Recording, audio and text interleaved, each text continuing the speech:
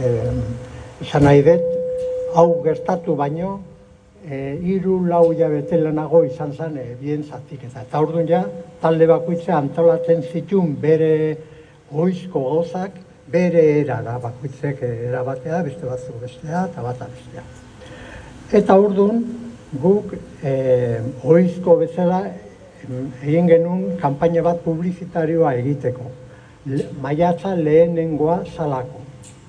Eta orduan, eta irakurringo dut errezago zaitelako. Eta politiko komunitarrek ohiturari jarraituz maiatzen baterako propaganda banatzea antolatu zuen. Horretarako propaganda iparraldean inprimatu zen eta militantzean banatzeko muga pasabide bat antolatu zen. Lehen aldiz, ordu arten ez genuen inoiz erabili kontrabandistak materiala pasatzeko. Zan lehenengo esperimentua, lehenengo gauza bat desberdina egiten genuela. Batan, lehen aldiz kontrabandista talde batekin, eta horietako batek poliziari saldu ziguna da.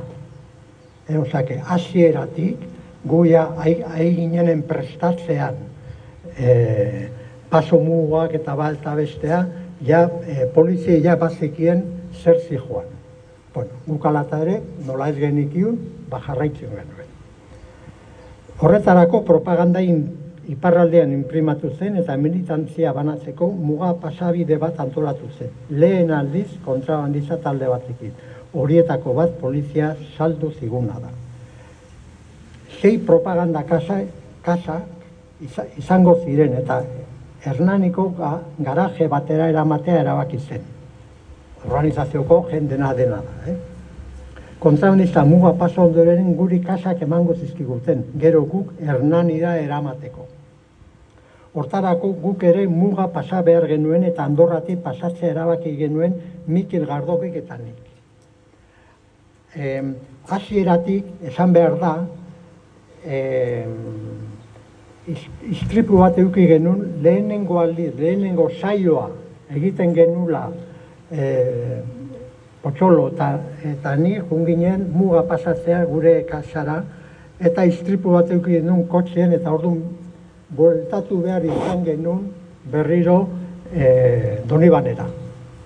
Eta orduan denbora gutxi izan, zati ja ginen maiatzatik batetik 8 9 egun ziren eta orduan bantolatu behar zen dena presaka, korrika eta bata bestea. Eta orduan nik Mikel Gardoki zautzen nuen mendiko gauzataz aritzen ginelako bion artean.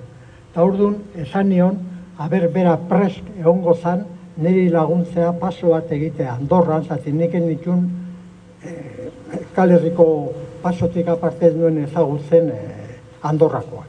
Eta orduan behak esan, bai, nik lagunduko izut muga pasatzen. Bueno, orduan hortarako guk ere muga pasa behar genuen eta Andorratik pasatzea erabaki genuen. Mikel Gardokik ondo ezagutzen zuen bide batetik. Muga pasa ondoren, Donostirun trenez abiatu ginen, urrengo egunean propaganda kasak jaso behar bai genuen da. Trenean gindoazela, Otsaurte parean, kilometro batzuk eginda, trena gelditzen da. Eta geldialdi horrek susmo txarra arrara zigun. Trena geltoki nagusietan bakarrik gelditzen bai zen. Eta susmo horretan geundela 2 pertsona tinko guri begiratzen gelditu gabe, eta esan genuen hemen zeo zer badago txarra, zeo zer gertatzen nahi da. 2 pertsona guri tinko begiratzen zigutela konturatu ginen eta susmoa gero eta egiazkoagoa zen. Poliziak izan zitezkeen. Gu ikusi genitunean beste ondoko bagoi baten begiratzen hostia hemen zeo zer dago. Bueno, trenean gindoazela, Otsaurte parean, Otsaurten gelditu zuten trena gelditzen da eta geldialdi horrek susmo txarra arrara zigun trena geltoki nagusietan bakarrik gelditzen bai zen. Susmo horretan geundela 2 pertsona guri tinko begiratzen zigutela konturatu ginen eta susmoa gero eta egiazkoagoa zen. Poliziak izan zitezkeen. Orduan txen trene jaistea erabaki genuen. Trenetik salto egin eta mendira abiatu ginen. Bide batetik jarraitu genuen eta ataunerantz, ni gertukoa naiz, ataunerantz bidea hartu genuen. Txabola batean gaua pasa eta eguna argitzean gure militante baten familiko baserri baten ondoan esnatu ginen. Hori izan zen gutzako izugarrezko poza eta ostia bagenuen zeo zer egin beharra eta, bueno. Orduan familia horiek, bi famili,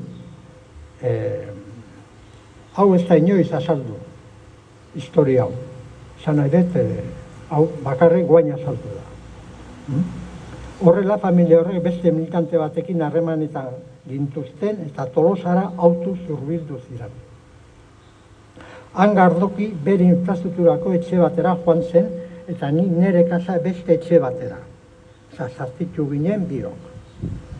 Eta 1975 apilean 23an gaude. Urrungo egunean apirila 24an gauzak okertu egin ziren. Kasak jaso eta Hernaniko garajera eraman genituen eta bertarako arduradunak arduratuko ziren banaketa. Zatik gero beste talde bat zegoena Hernanin haiek jaso behar zuten, guk ekarritako kajak eta haiek zatitu behar zuten gero militantzia. Bueno, eta bertako arduradunak arduratuko ziren banaketa. Eta lana jada bukatuta, gukin genuen ja utzi garaje baten Hernanien, eta area joango ziren jasotzea gero papera zatitu behar zutena batetik bestea. Lana jada bukatuta, Donostirako bidean polizikotxe bat ikusi genuen. Eta parrein genuen, zatik kotxea arun zihon eta guk arun ginen. Eta gu lasai, nekatuta ere bai, eta ja bukatzeko gogokien lasaitasuna, baina ez zigun susmo txarrik eman. Ikusi genitun pasatzen, esan genuen zentzu aldakorran zoazte, orduan hauek dihozte gure tokira. Ziur geunden ez gintuztela kontrolatzen. Psikologikamente ja ginean nekatuak eta bar, eta ez gintuztela kontrolatzen, kezkatuak. Horrela, Ergobiako taberna batean kafetxo bat hartzera gelitu ginen. Gelitu ginen, pixka bat lasaitzeko. Lasaitu ondorenen tabernatik atera eta bat-batean alto ez la polizia. Korrika hasi ginen eta tiroka josi gintuzten. Mikel Gardoki batez ere, bala pila bat jaso zuten eta han bertan hil zen. Nik ordea zorte handia izan nuen tiro bakarra jaso bain nuen. Gero, handik hiru urte aia poliziak atera zigun, eraman ziguten Dinamarkara eta bata bestea, eta niri lotuta neukane poliziak esan zin, akordat de mi? Ez da gogoratzen ez. Nek zure detenzioen egon nintzen, da bat eta bestea, kontatu zidan histori osoa, eta esan zidan, zuri bizitza Gardoke salbatu dizu. Zati, guk denok zuri botatzen genizun, zati, zinen bakarra guk ezotzen genuena.